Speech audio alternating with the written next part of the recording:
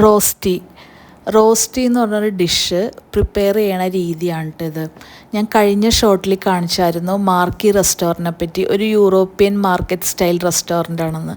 അപ്പോൾ ഇവിടുത്തെ ഒരു സിഗ്നേച്ചർ ഡിഷാണ് റോസ്റ്റി എന്ന് പറഞ്ഞത്.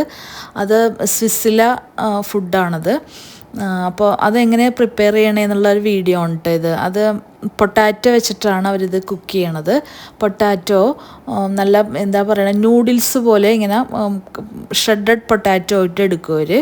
എന്നിട്ട് അത് നന്നായിട്ട് പാൻ ഫ്രൈ ചെയ്തെടുക്കുന്ന ഒരു രീതിയാണ് ഇത്. നല്ല ക്രിസ്പി ആയിട്ട് അത് ചെയ്യും. പക്ഷേ ക്രിസ്പി ആണെങ്കിലും അതിൻ്റെ ഉള്ളിൽ നല്ല സോഫ്റ്റ് ആയിരിക്കും. അതാണ് അതിൻ്റെ പ്രത്യേകത. അത് കണ്ടോ, നല്ലോണം ഫ്രൈ ആയിട്ടുണ്ട്. ഇതിൻ്റെ കൂടെ അവർ സോർ ക്രീമൊക്കെ ഒഴിച്ചിട്ടാണ് സെർവ് ചെയ്യണത്. ടോപ്പിങ്സ് ആയിട്ട് അതിൻ്റെ നമുക്ക് ഇഷ്ടമുള്ളത് സെലക്ട് ചെയ്യാം.